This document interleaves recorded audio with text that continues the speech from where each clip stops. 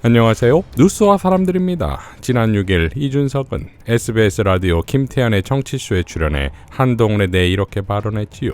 저는 한동훈 장관은 정치를 해야 된다고 보고요. 왜냐하면 본인이 그 길로 들어섰잖아요. 제가 봤을 때 한동훈 장관에게 한 두세 달 전만 얘기해도 두 가지 선택이 있다. 한동훈 장관이 예를 들어서 법무부 장관 했으니 내각 내에서 더 큰 역할, 총리 같은 걸 할 수도 있고, 그렇기 때문에 저는 한동훈 장관의 몫은 열려 있다고 본다. 그런데 어쨌든 본인은 제가 봤을 때 도전을 한 겁니다. 그러니까 예전에 황교안 법무부 장관이 통진당 해산이라는 성과를 가지고 나중에 정치로 뛰어들 수 있었던 것처럼 뭔가 이재명 대표의 구속이라는 성과를 가지고 정치에 뛰어들 수 있는 타이밍을 봤던 것 같아요. 저는 그런데 거기서 이게 실패하면 무슨 일이 생기냐면 관료의 길로 가서 예를 들어 총리로 도전한다? 그건 인준투표가 있어요. 민주당에서 무슨 수를 써서든 부결시킵니다. 그렇기 때문에 그건 이제 막힌 길이 됐어요. 이재명 대표에 대한 구속 여부에 따라서 좀 더 총선에서 역할이 클 수도 있었는데, 그러니까 영웅적이고 대중적인 리더십을 보일 수 있는 기회도 있었는데, 어제도 김종인 장관이 어디 라디오에 가서 말씀하셨던데 험지 돌파 한번 해야 되는 그런 상황이다. 그것 정도가 차이가 있고, 저는 한동훈 장관이 다만 총리 트랙으로 가는 것이 사실상 막혀버린 상황 속에서 그냥 법무부 장관하고 윤석열 정부 끝나고 이제 공직생활 그만할 것 아니면 이번 총선에 뛰어드는 수밖에 없습니다. 제가 감히 말씀드리면 다음 총선 때는 윤석열 정부의 법무부 장관 타이틀로 더 힘들지 몰라요.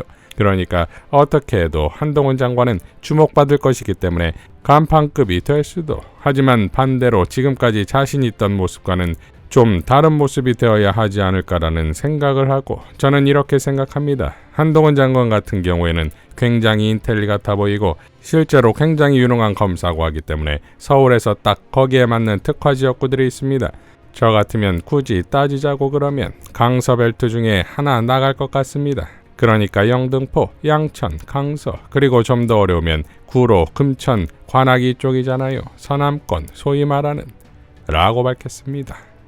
앞서 김종인 역시 한동훈에 대해 정치적으로 한번 두각을 나타내 보려면은 국민의힘이 당선되기 어려운 곳에 가서 한번 출사표를 던져서 거기에서 성공을 해서 돌아오는 것이 가장 현명한 방법이라고 발언했습니다.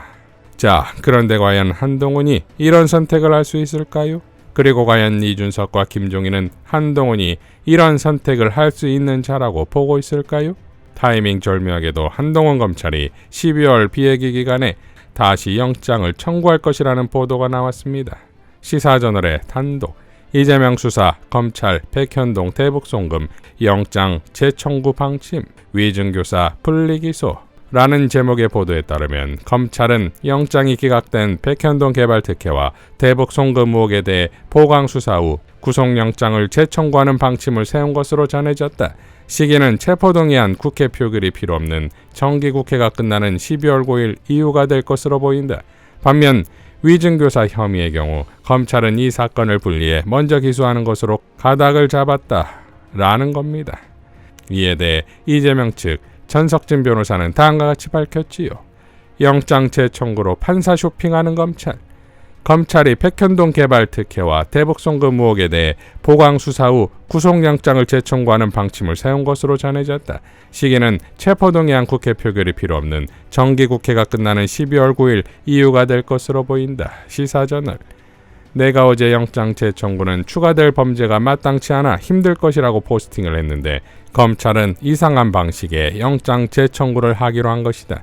내가 무죄임이 명백하다고 밝혀 저번 심리에서 검찰이 주장도 하지 못하였던 외국한 거래법 위반을 빼고 위증죄는 먼저 기소하고 두 건을 가지고 영장 청구를 한다는 것이다. 즉 다른 사유에 첨가 없이 기존의 백현동 사건과 대북송금 두 건의 보강수사를 거쳐 이 두 건에 대하여만 판사가 다른 사람으로 배정될 것을 기대하고 다시 영장을 청구한다는 것이다.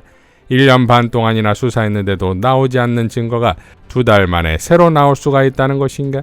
아니다. 검찰은 해서는 안 되는 판사 쇼핑을 하겠다는 것이다.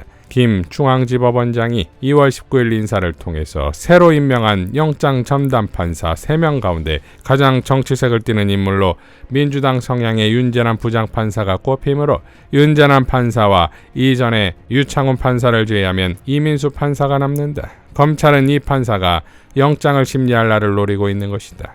윤 부장판사는 이재명 더불어민주당 대표의 위증교사 혐의와 관련 있는 김진성 씨의 청구된 구속영장을 지난 3월 28일 기각하였다. 그 이전에 유창훈 판사가 자신들에게 가장 유리한 결론을 내려줄 것이라고 생각하여 판사를 쇼핑했는데 이번에는 유창훈 판사를 빼고 쇼핑을 하는 것이다. 그리고 결론은 이민수 판사인 것이다. 검찰은 영장을 청구할 일자를 자신들이 결정할 수 있으므로 아마도 이민수 영장 전담 부장판사가 영장 당직일 때 영장을 접수시킬 가능성이 높아 보인다. 과연 이런 판사 쇼핑까지 해가면서 영장을 관철시키려고 하는 검찰은 정당하게 보이지 않는다. 백현동 사건이나 대북송금 사건은 증거를 떠나 모두 법리상 명백히 무죄인 것이다. 판사가 달라진다고 하여 법리가 달라질 수는 없다. 그리고 법리가 잘못된 것이므로 보강수사로 보완할 수가 없는 것이다. 라고 일갈했습니다. 자, 그러니까 영장 기각으로 철저하게 몰락 중인 한동훈 검찰이 판사 쇼핑엔 방법이 없을 것을 다시 재청구한다는 건 험지 출마를 요구하는 세력들에게 나는 이재명을 반드시 잡아 넣을 때까지 법무부 장관이어야 한다는 메시지와 더불어 무소불위의 검찰권 견장을 유지한 채 시간을 벌면서 기회를 잡겠다는 전략이 아니냐 이거지요. 이러니 민주당 탄핵에 대해 다음과 같이 발언하는 거 아니겠습니까? 헌법 제정자들은 자신들이 만든 탄핵이란 중대한 제도가 민주당이 쓰는 것처럼 범죄자를 옹호하는 도구로 악용될 것이라곤 상상도 못했을 것이다. 다수당의 힘으로 남 눈치 안 보고 국민들의 눈도 신경 안 쓰고 하고 싶은 거 다 하니까 지난번에 말씀드렸듯이 하고 싶은 거 다 하시라는 입장과 같다. 라고 발언했지요. 자, 이러니 민주당은 하고 싶은 거 다 하면 됩니다.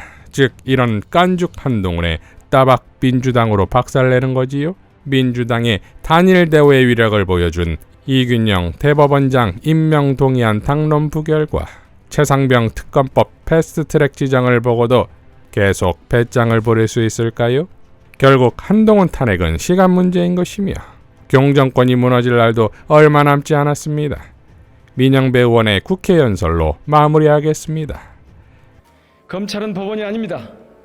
법무부 장관은 판사가 아닙니다. 검찰도 장관도 범죄 유무를 판단할 권한이 없습니다. 왜 국회에 와서 피의 사실을 공표하고 국회의원을 범죄자로 낙인 찍습니까?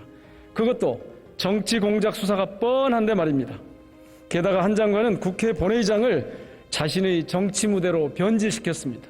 무려 37분이나 발언대에 버티고 서서 난장판을 연출했습니다. 한 장관은 그렇게 자신이 검찰 독재 정권의 앞잡이임을 만천하에 고백했습니다. 그는 체포동의안에서 법에 의한 통치, 즉 룰 바이 로를 분명히 언급했습니다. 그러나 우리가 아는 법치는 법의 통치, 즉 룰 오브 로입니다. 지난 8일 제가 대정부 질문을 할 때 한덕수 총리도 분명하게 확인한 바 있습니다. 룰 오브 로는 법이 주체입니다. 국회에서 국민의 대표가 만든 법이 통치의 주체인 것입니다. 룰 바이 로는 통치자가 법의 주체입니다. 윤석열 정부가 법을 이용해 국회를 포함한 모두 위에 군림하겠다는 뜻입니다. 2300년 전 중국 진시황이 법을 이용해 통치했습니다. 학자와 언론인을 생매장하고 책을 불태웠습니다. 주권자 시민의 문제 제기를 괴담, 가짜뉴스라 하고 공산 전체주의로 매도하고 언론 탄압 전문가를 고용해 체계적으로 여론을 왜곡하는 윤석열 정부의 작태가 꼭 진시황의 통치를 담지 않았습니까? 법을 어긴 증거가 없는데도 법을 어긴 것처럼 이미지 조작을 시도한 것은 검찰의 체포동의안 난동이라 할 것입니다. 정말 다행스럽게도 법원이 그 난동을 제어했습니다. 이번 검찰의 국회 난동으로 분명히 밝혀진 것이 있습니다. 법을 이용해 왕조시대처럼 하겠다는 윤석열 정부의 음흉한 속셈이 공공연하게 드러났습니다. 구속영장 청구가 기각되자 한동훈 장관은 검찰이 알아서 할 일이라고 나무일처럼 말했습니다. 사고는 자신이 치고 책임은 검찰에 떠넘겼습니다. 헌재 권한쟁의 심판 청구 기각, 이재명 대표 구속영장 청구 기각, 어느 것 하나 책임지지 않는 엉터리 법무장관입니다. 우리가 왜 이 정부를 검찰 독재라고 하겠습니까? 국회가 만든 법을 시행령으로 누더기로 만들었습니다. 전현직 검사가 정부 요직을 대거 장악했습니다.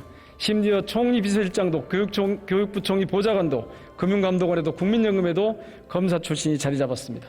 압수수색과 소환이 난무합니다.